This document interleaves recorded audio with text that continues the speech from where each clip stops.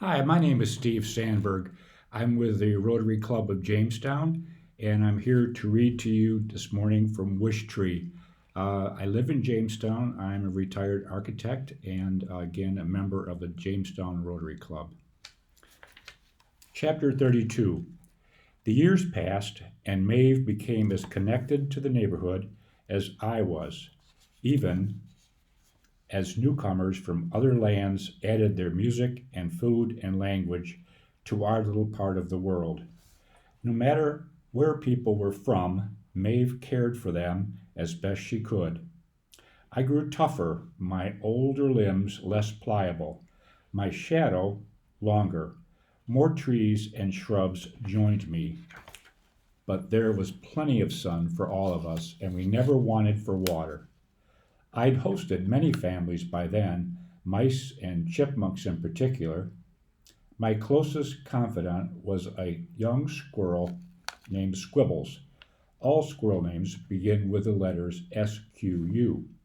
Squibbles was especially fond of Maeve, who often fed the little squirrel table scraps.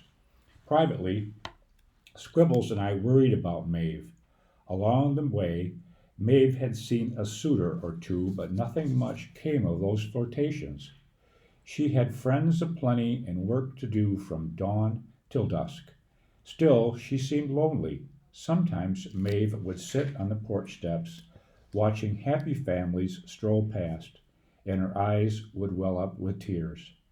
At night, she'd gaze out an open window upstairs, and her sighs would float to us on the breeze, melancholy as the call of a mourning dove. Often Maeve would sit at the base of my trunk and write in her journal. Now and then she'd read passages aloud. She spoke about the Irish countryside fading into fog. She spoke about her family she'd lost. She spoke about her secret hopes and fears and longings. She had love to give and no one to give it to. Maeve adored early mornings, when the world was bathed in mist and the sun was still a promise. She would lean against my trunk and close her eyes and hum a tune from her childhood. One day, the first day of May, Maeve joined me at dawn. To my surprise, she reached up to my lowest bough and gently tied a scrap of blue striped fabric in a careful knot. I wish, she whispered, for someone to love with all my heart. That was my first wish, and the beginning of many more. Chapter 33. As the weeks passed, the piece of fabric on my branch drew many comments. Some of the folks in our neighborhood, the ones from Ireland, would nod knowingly and smile. To them, Maeve would simply say, in her lilting voice, "That's my raggy tree. She's not a hawthorn, but she'll do just fine." People who'd come here from other lands, and there were many of them, would frown at the rag, or even reach up to remove it. Maeve would warn, "Don't you be touching my wish now." Patiently again and again she would explain how in her old home leaving wishes on a raggy tree was a time-honored tradition. Now and then people would ask Maeve what she'd wished for. She'd tell them the truth. With a sigh and a wry smile, "Nothing much. Just something to love with all my heart. Nothing much at all." Sometimes people would laugh. Sometimes they would roll their eyes. "A wish on a rag won't bring you love, dearie," they would say. But usually people gave Maeve a kind smile, a squeeze on the arm, a knowing nod. And then they too would ask if they could add a wish of their own. Chapter 34. Another year passed. As May neared, I found myself hosting more scraps of fabric than budding leaves. Scribbles tried, Scribbles tried to steal a few fabric strips to line his dray, the nest made of leaves and twigs high in one of my forked branches. I explained he'd have to stick with moss and pine needles until the 1st of May.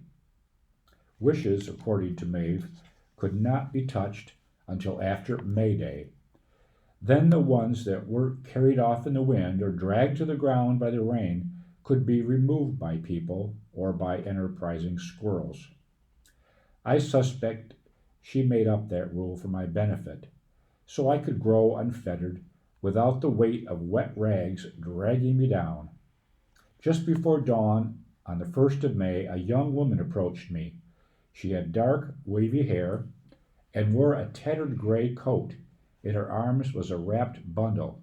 Psst, Squibbles whispered to me. Here comes another wish, Red. But Squibbles was wrong. There was no wish. Swiftly, but with great care, the girl placed her bundle in my hollow. A thank you from Maeve, I realized. A loaf of bread, perhaps. The girl had probably been one of her patients. She was gone as quickly as she'd come. Like a hummingbird, I thought. There, then not there.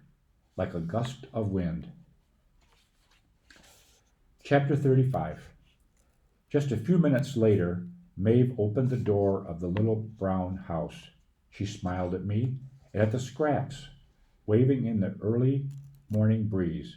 And then came the cry. Wail was more like it, coming from me. Not the meek peep of a wren chick, not the shy squeak of a mouse pup. No, this was the cry of righteous indignation. This was a baby.